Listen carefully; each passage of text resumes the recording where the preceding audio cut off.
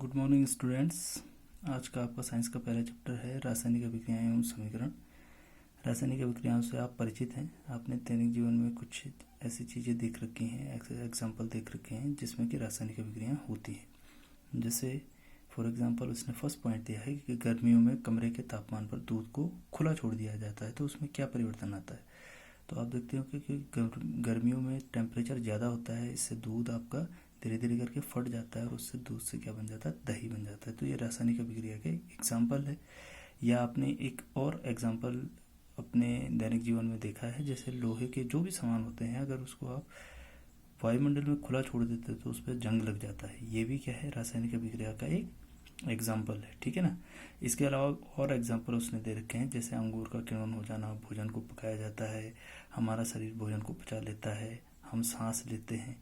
ये सारी चीज़ें किस में आती हैं, आपके रासायनिक अभिक्रियाओं में आती हैं। तो इस चैप्टर में हमने सबसे पहले ये देखना है कि हम रासायनिक अभिक्रियाओं को किस तरीके से लिख सकते हैं, ठीक है ना। तो इसमें हम आगे बढ़ेंगे।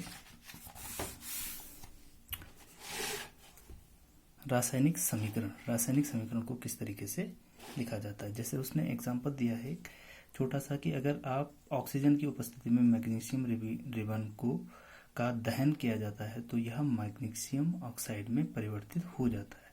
तो इस पूरे सेंटेंस को आप किस तरीके से रासायनिक समीकरण के रूप में लिख सकते हैं। तो आपने ये देखना है कि प्रारंभ में आप किस किस की क्रिया करवा रहे हैं। तो यहाँ पर बोला जा रहा है कि ऑक्सीजन की उपस्थिति में मैग्नीशियम रिबन का दहन होता है। यानी आपने पहले कौन कौन से पदार्थ लिए हैं, एक तो आपने मैग्नीशियम रिबन लिया है और किसकी उपस्थिति में, ऑक्सीजन की उपस्थिति में हो रहा है। तो आप इसको शब्द समीकरण के लिए रूप में इस तरीके से लिखेंगे, मैग्नीशियम प्लस ऑक्सीजन, ठीक है। इन दोनों को आपने प्रारंभ में लिया। जब इन दोनों ने क्रिया की तो इसकी क्रिया के फलस्वरूप दहन होने का मतलब यह है कि ये जल जाता है। तो ऑक्सीजन की प्रेजेंस में ही सारी चीजें जलती हैं। तो तब इससे क्या बना, इससे आपको एक हल्का राख सा दिखेगा, तो वो बनता है आपका मैग्नीशियम ऑक्साइड। उसको क्या बोलते हैं, मैग्नीशियम ऑक्साइड। तो लिखा कैसे हमने, मैग्नीशियम प्लस ऑक्सीजन और उससे क्या बना, मैग्नीशियम ऑक्साइड। इसमें आप देख रहे हैं कि जो आप प्रारंभ में पदार्थ लेते हैं उनको अभिकारक कहा जाता है। मैग्नीशियम और ऑक्सीजन इसमें आपने स्टार्टिंग में लिए हैं, उनको आप क्या कहेंगे, अभिकारक कहेंगे। और मैग्नीशियम ऑक्साइड इसमें क्या बन गया है, उत्पाद बन गया है, ठीक है। अब आप इस रासायनिक समीकरण में देख रहे हैं कि इसमें तीर के निशान के दो साइड हैं। एक तो है राइट हैंड साइड जिसको हम दायां पक्ष बोलेंगे, और एक है आपका लेफ्ट हैंड साइड जिसको हम बायां पक्ष बोलेंगे, ठीक है। तो किसी भी रासायनिक समीकरण के दो साइड होंगे, एक होगा लेफ्ट हैंड साइड और दूसरा होगा राइट हैंड साइड। अभी हमने इसको लिखा है शब्द समीकरण के रूप में।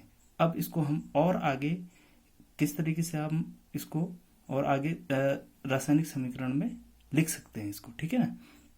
तो जैसे आपको सिंबल बता रखे हैं कि मैग्नीशियम का सिंबल क्या होता है, ऑक्सीजन का सिंबल क्या होता है, मैग्नीशियम ऑक्साइड का सिंबल क्या होता है। अगर आपको इनके सिंबल सब याद रहेंगे तो आपको रासायनिक अभिक्रिया लिखने में ज़्यादा दिक्कत नहीं आएगी, ठीक है। तो यहाँ पर आप देखेंगे आगे, magnesium plus oxygen gives MgO, यही है मैग्नीशियम का प्रतीक हमने आपको बताया था Mg। ऑक्सीजन को किस तरीके से दर्शाते हैं हम, O2 से, और उससे क्या बन रहा है, मैग्नीशियम ऑक्साइड का फॉर्मूला क्या है, MgO। अब आपने ये इस किसी भी रासायनिक समीकरण का शब्द समीकरण को इस तरीके से सूत्र के रूप में आप लिख सकते हो, ठीक है।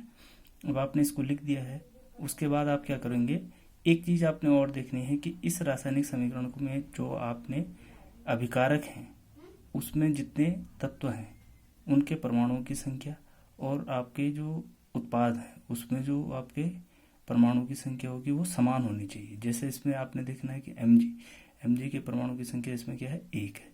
इसमें जो आपने अभिकारक में देखा ऑक्सीजन के परमाणु की संख्या कितनी है, 2 है। और जो आपका उत्पाद बन रहा है उसमें आप देख रहे हैं कि Mg का 1 परमाणु है और ऑक्सीजन का 1 परमाणु है। इसका मतलब ये समीकरण क्या है, असंतुलित है। अभी इसको आप किस तरीके से संतुलित कर सकते हैं, ठीक है। उसके लिए हम आपको बताते हैं क्या करना है। आपने देखा Mg plus O2 gives MgO, magnesium oxide. तो ये आपका Mg है। Mg का यहाँ पर कितना है, केवल एक परमाणु है, ठीक है।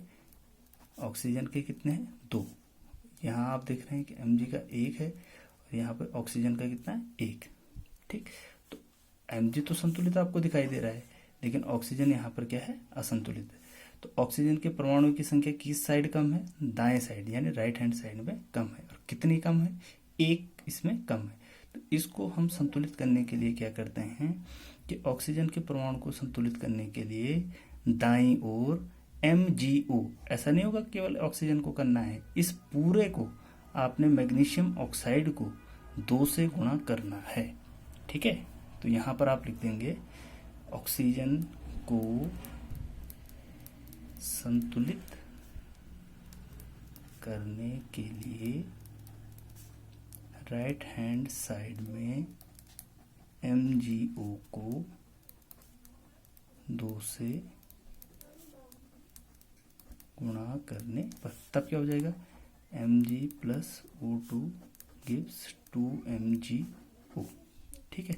अब हमने इसको इस तरीके से लिख दिया है, Mg plus O2 gives 2MgO। तो यहाँ पर आप देखेंगे कि Mg अब इस साइड 1 है, इस साइड कितने हो गए, 2। यहाँ पे ऑक्सीजन कितने हैं, 2 है, इस साइड क्या हो गया, इस साइड भी कितने हो गए, 2 हो गए।